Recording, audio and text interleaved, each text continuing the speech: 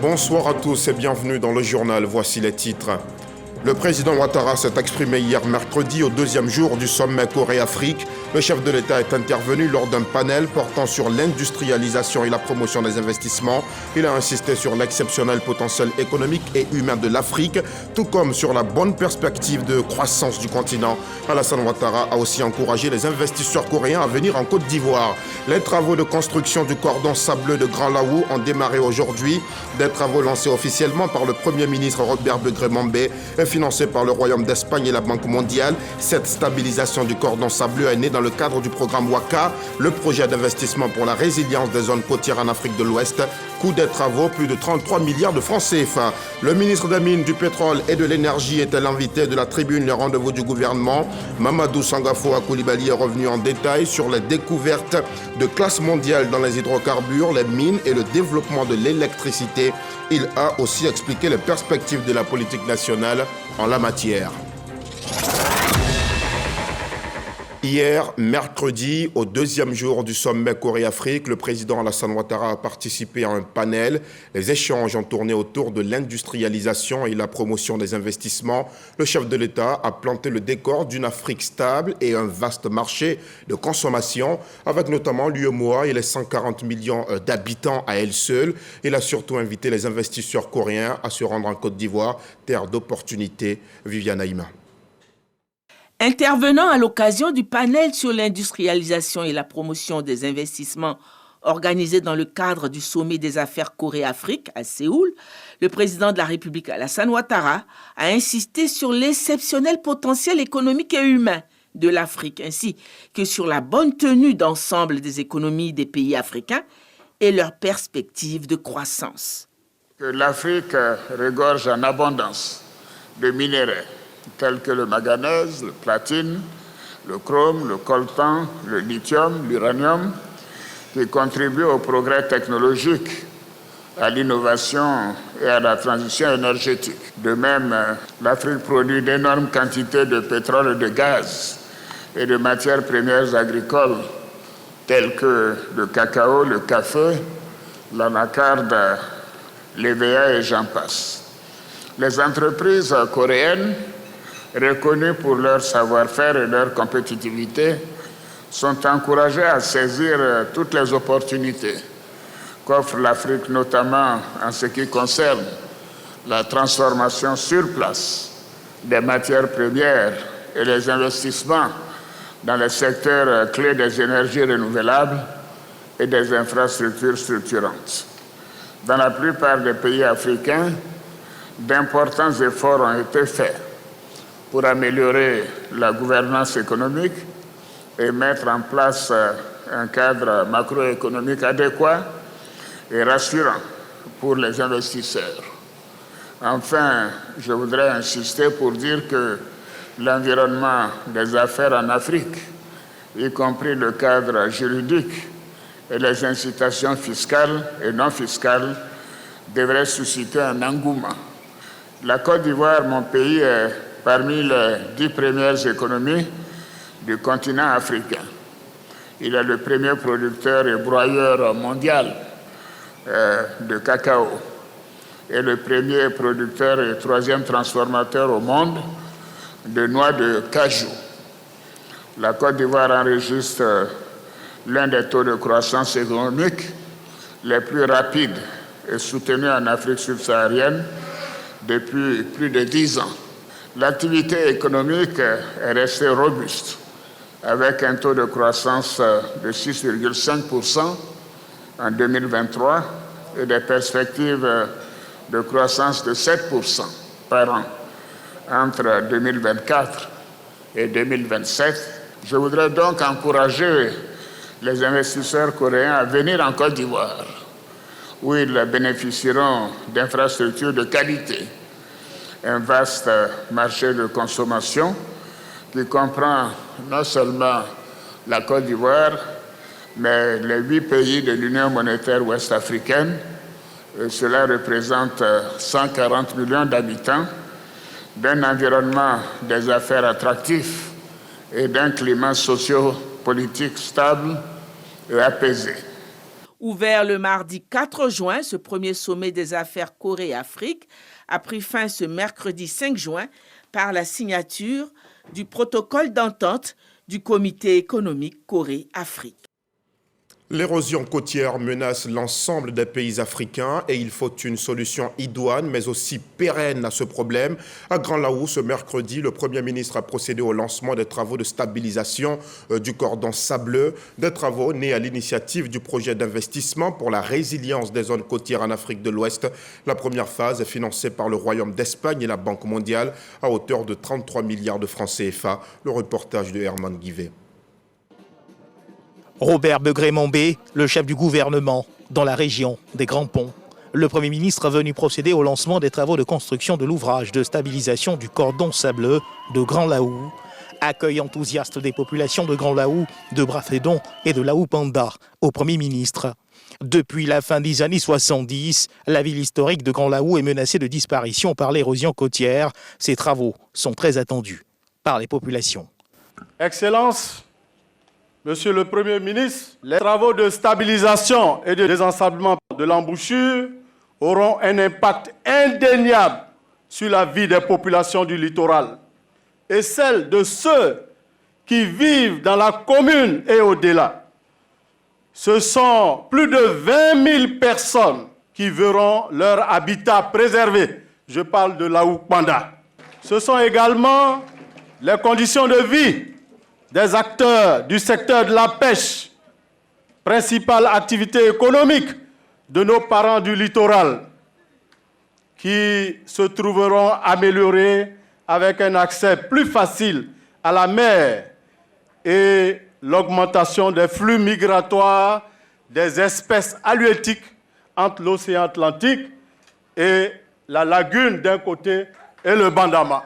Partenaire financier du projet, la Banque mondiale. Chers parents de Grand Laou, je peux vous dire que la question de l'érosion côtière est un des éléments de priorité que le gouvernement a adapté et que nous, ses partenaires, on est déterminés à vous appuyer. Je vous promets qu'on viendra ici très souvent pour s'assurer que la société de Belgique puisse livrer les travaux à temps et qu'on puisse au moins passer à l'étape suivante où nous pouvons aller pêcher avec vous.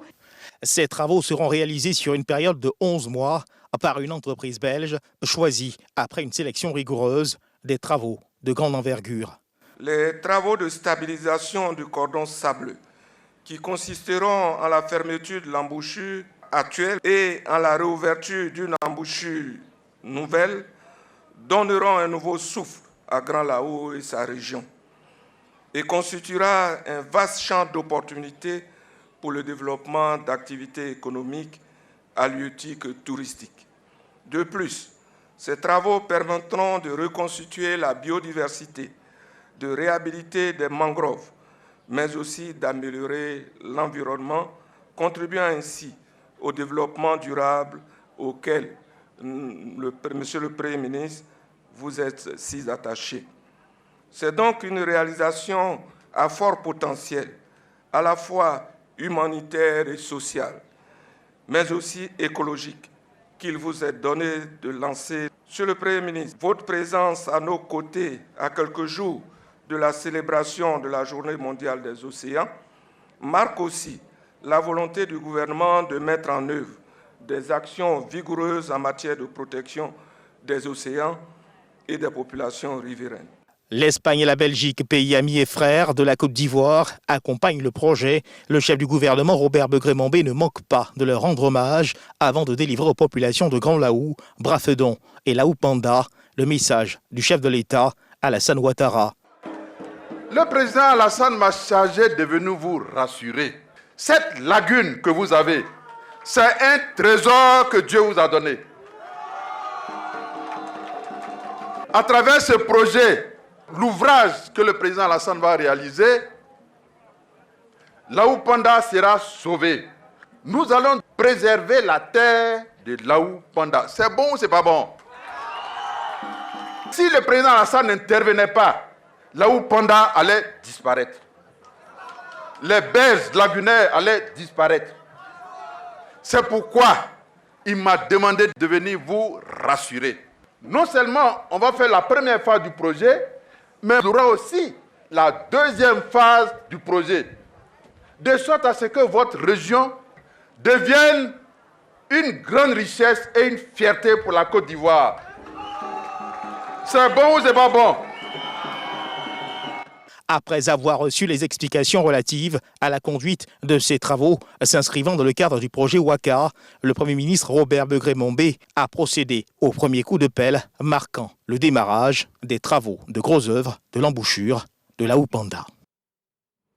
Et les chefs de village de Brafédan, où s'est déroulée la cérémonie ce matin, et de la Oupanda, fortement impactés par l'érosion côtière, se sont exprimés au micro de Herman Guivet. Ces chefs coutumiers adressent leurs remerciements au président Ouattara pour cette stabilisation à venir du cordon sableux. Voyons ensemble leurs sentiments. C'est depuis 2014 par là que l'embouchure a commencé à se déplacer. Et là, ça a grignoté le littoral, c'est-à-dire le cordon littoral. Ça a même pris des maisons. Et tout cela nous a mis dans le désarroi. Et aujourd'hui, le Premier ministre est venu poser la première pierre. Ces travaux représentent un grand soulagement pour moi et ma population. Il n'y a pas de mots pour pouvoir remercier le président de la République. En tout cas, je sais qu'il va nous suivre pour que ces travaux puissent se réaliser et que ce soit le grand bonheur de la population de Brafédan et de toute la région. Nous prenons le nom du Seigneur pour remercier le chef de l'État. C'est un grand merci pour lui. Merci beaucoup pour ce qu'il nous offre. Que nos dieux qui sont toujours avec nous lui fassent beaucoup de bénédictions. Que le Seigneur le bénisse. Dans un autre chapitre, le ministre des Mines, du Pétrole et de l'Énergie était l'invité de la tribune, le rendez-vous du gouvernement.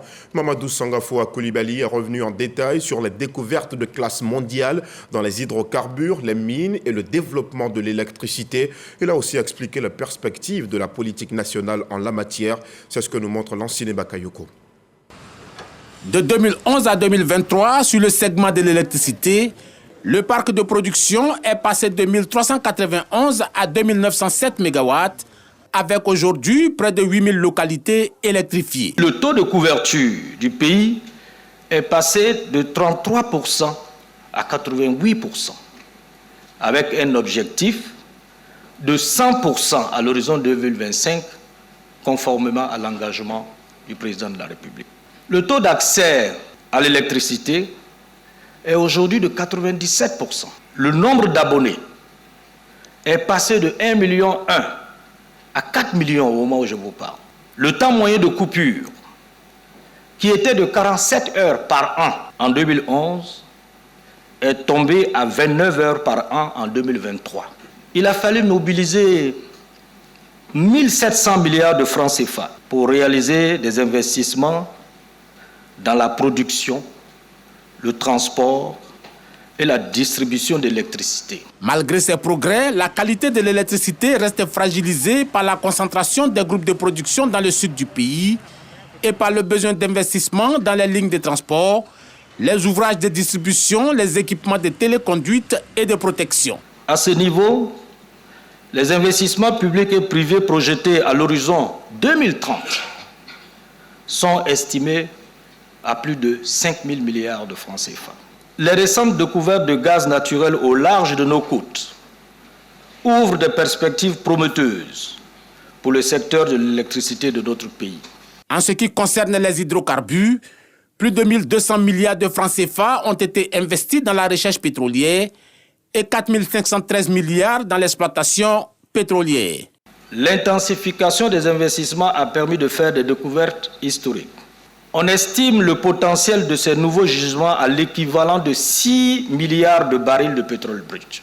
Au niveau de l'aval pétrolier, l'État a consenti d'importants efforts financiers afin de maintenir les prix des produits pétroliers à la consommation à des niveaux accessibles.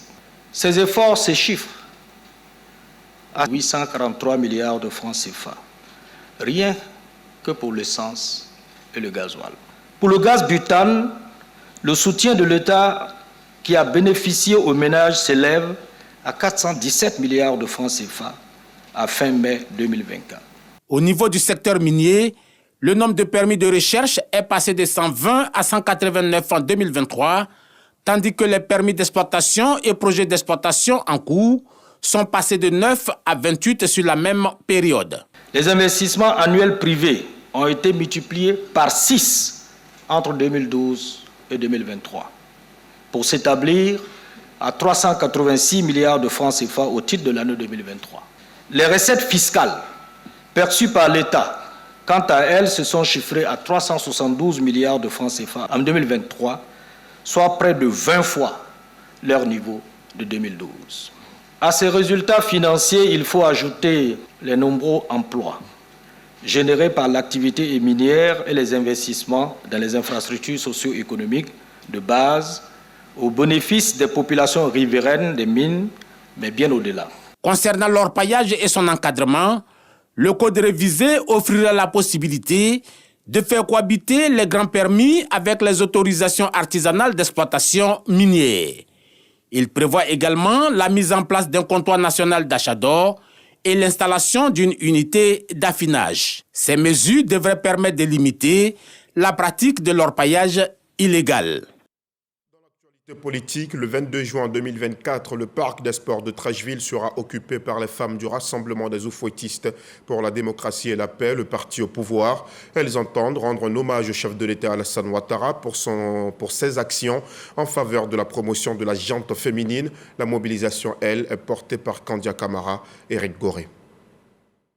Présidente d'institutions, ministres, diplomates, leaders de femmes, fonctionnaires, agents du privé, femmes rurales, toutes mobilisées pour Alassane Ouattara. Les actions du président en faveur des femmes de Côte d'Ivoire sont saluées par toutes ces femmes de diverses couches sociales. La loi sur l'école obligatoire qui favorise la scolarisation de la jeune fille, la loi sur le foncier, la lutte efficace contre toute forme de violence à l'égard des femmes sont reconnues par la gente féminine. Ces braves dames vont dire merci au chef de l'État de la plus belle des façons. Quand il y a la paix dans un pays, il faut le reconnaître.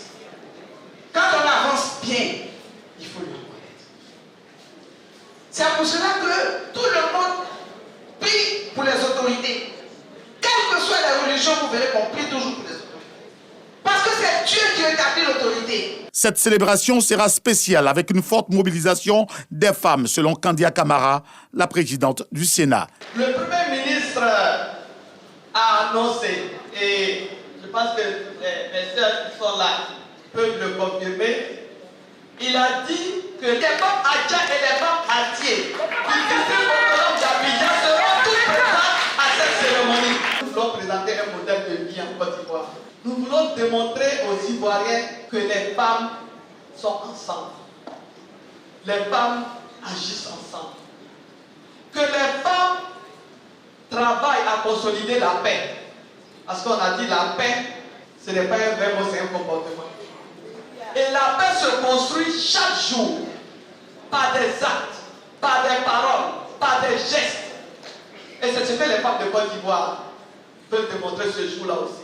L'hommage des femmes au président de la République, Alassane Ouattara, est prévu pour ce 22 juin au Palais des Sports de Treichville. Et toujours en politique, à Madinani, dans le nord du pays, entre Diéné et Boundiali, c'est la redynamisation du RHDP qui est à l'ordre du jour. Les cadres de la localité ont lancé la mobilisation pour une adhésion massive des populations aux idéaux du parti au pouvoir. Les séances de réflexion et de partage d'expériences se multiplient. Le reportage de Souleymane Doni Songou. Le Rassemblement des oufouettistes pour la démocratie et la paix, RHDP, à l'assaut des villes de l'intérieur, notamment Madinani. Des rencontres avec les populations et les instances du parti pour sa redynamisation en vue de futures batailles électorales. Compte tenu de tout ce que le président de la République, son Excellence Alassane Ouattara, a fait pour toute la Côte d'Ivoire et a fait pour Madinani et continue de le faire, la population s'engage fermement à accompagner le président de la République pour un suivant mandat. Ces activités politiques se déroulent par la volonté de Siaka Fani, cadre du parti. Une activité dont le sens de l'initiative est salué par les militants. Vraiment, nous tous, on est sortis satisfaits. ce que le président a fait et ce qui arrive encore, qu'on doit faire, on doit s'élever, on doit combattre pour nous-mêmes, pour le RHDP. On a deux grands défis. C'est d'abord le militant qui est en train de battre son plein record actuellement. Et le deuxième défi, c'est le recensement sur la liste électorale des nouveaux majeurs. Donc il faut que la jeunesse s'implique massivement à cette opération, à ces deux opérations, pour que le défi du parti soit réalisé à Madinani. Mesurant les enjeux des futures batailles électorales, à savoir les présidentielles de 2025, Siaka Fani réaffirme son attachement aux idéaux du parti et exhorte les militants et sympathisants à un engagement sans faille. Le candidat désigné par le RHDP que nous souhaitons à Madinani, qu'il soit le président de la République, son Excellence Alassane Ouattara, pour continuer le développement dont bénéficie tout le pays et en particulier dont bénéficie Madinani. Mobilisation, bonne entente, cohésion sociale et vivre ensemble, tels sont les maîtres mots prononcés à l'endroit des populations de Madinani. La Côte d'Ivoire multiplie les initiatives dans le domaine de l'insertion professionnelle. Le pays vient de se doter d'un centre carrière. Il est basé à l'Institut national polytechnique Félix Houphouët-Boigny de Yamoussoukro. Ce centre est une plateforme digitale destinée à l'administration, aux étudiants, aux diplômés et aux employeurs. Il a été rendu possible grâce à un financement de la Chine et de l'AFD, un centre inauguré aujourd'hui par le ministre Mamadou Touré. Le reportage de Kader Sogologo. Le ministre de la promotion de la jeunesse, de l'insertion professionnelle et du service civique, Mamadou Touré, avec à ses côtés l'ambassadeur de Chine en Côte d'Ivoire, procède à l'inauguration du centre carrière de l'Institut national polytechnique Félix Houphouët-Boigny INPHB de Yamoussoukro. Une plateforme digitale interactive qui offre une multitude de services pour les jeunes diplômés ou en formation. L'INPHB, qui a l'expertise en la matière, a été choisi pour mettre en œuvre le programme financé par la Chine à travers l'AFD et l'UNESCO. Toute cette communauté d'étudiants disposant donc d'un outil qui leur permettra d'avoir une orientation à la fois sur les choix à l'intérieur de l'école en fonction des besoins du marché, mais un centre carrière qui permettra également d'assurer la relation entre l'école et les entreprises. La création du centre carrière est un résultat concret de la mise en œuvre du projet en Côte d'Ivoire. Nous espérons que ce centre jouera efficacement un rôle positif dans l'emploi et le développement de la jeunesse ivoirienne. En ce qui concerne le projet de formation de 1000 jeunes, l'INPHB et l'agence Emploi Jeunes se tiennent ensemble pour satisfaire les besoins des entreprises. Plusieurs domaines ont été retenus, notamment les métiers du bâtiment et des travaux publics, des technologies de l'information et de la communication, le tertiaire, l'agriculture, etc. Coût de la formation, environ 900 millions de francs CFA.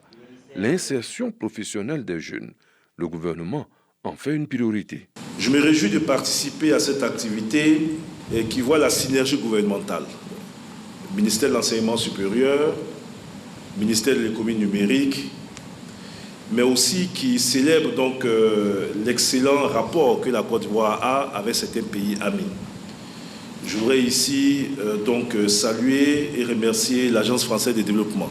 Remercier aussi la Chine qui, donc, dans le cadre de la coopération entre nos deux pays, est une grande contribution dans la mise en place d'accompagnement pour notre pays et notamment sa contribution pour ce projet.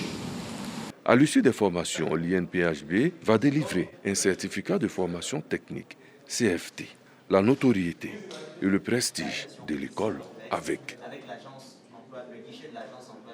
Les épreuves des IFEF, les institutions de formation et d'éducation féminine ont démarré aujourd'hui et s'achèvent demain vendredi 7 juin. Le démarrage des épreuves s'est tenu à l'IFEF de Port-Bouët. Au total, 1635 auditeurs et auditrices repartis dans 24 centres sur l'ensemble du territoire national. Le nombre de candidats au titre de cette session 2024 est en hausse. C'est ce que nous rapportent Amidi Rassouba et Arnaud Kofi. Elles sont 1635 auditrices des IFEF, Institut de formation et d'éducation féminine repartis dans 24 centres sur l'ensemble du territoire national. Elles vont composer dans les disciplines telles que la pâtisserie, la couture et l'éducation à la vie. Après une année studieuse, l'heure est à l'évaluation. Je suis prête. Je suis contente de venir participer à l'examen de fin de formation de l'IFEF. Le directeur de cabinet représentant la ministre de la Femme, de la Famille et de l'Enfant est sur le terrain à l'IFEF de Port-Bouilly. Il est venu s'assurer du bon déroulement des épreuves. Nous sommes ici sur instruction de Mme la ministre pour lancer les examens de fin d'année dans nos institutions de formation et d'éducation féminine que nous appelons communément IFEF. Ces centres-là ont vocation de leur donner une formation qualifiante, une formation qui puisse leur permettre de s'installer après ou de s'insérer dans la vie socio-professionnelle. Ces formations visent vraiment l'autonomisation de la femme. L'examen des IFEF se tient sur 2 jours. La proclamation des résultats est prévue pour le 9 juillet prochain. La gendarmerie nationale a ouvert un séminaire de réflexion. Il porte sur les actions opérationnelles de la gendarmerie, une sorte d'état des lieux des opérations de sécurisation du pays menées en 2023. Le général Apollo Touré exhorte les sous-officiers et officiers supérieurs à accomplir leurs devoirs régaliens dans la discipline en maintenant un rapport privilégié avec les populations. Le reportage de Frédéric Oulaï et Léon Brou. Sous-officiers, officiers et officiers supérieurs de la gendarmerie nationale réunis en assises, la première de l'année 2024 pour évaluer les opérations menées en 2023 et définir le plan d'action 2024. Un séminaire piloté par le général de brigade Ali Badra Bassanté. Notre activité consistera en des travaux en commission et en plénière et sera meublée par des conférences et des partages d'expériences sur des thèmes d'intérêt, allant dans le sens du renforcement des capacités professionnelles du personnel de la gendarmerie nationale dans une dynamique de performance de notre présence et de notre action sur le terrain. Pour ouvrir les travaux, un panel d'échange animé par des personnalités civiles et militaires. Au menu, rapport population-gendarmerie, des relations jugées cordiales. Je demande à l'État de couvrir le pays en brigade de gendarmerie. On en manque énormément. Même chez moi, mon effectif n'est pas complet. Voilà. J'ai encore besoin de gendarmes, car à la frontière, ce n'est pas facile. Voilà. Nous sommes à 2 km du Ghana. J'avoue, il faut vraiment des éléments pour pouvoir sécuriser ma zone. Sur les moyens à la disposition de ces hommes, le général de corps d'armée Alexandre Apollo Touré, commandant supérieur de la gendarmerie nationale, dit sa satisfaction et sa reconnaissance au président de la République. Il exhorte les gendarmes à plus d'engagement.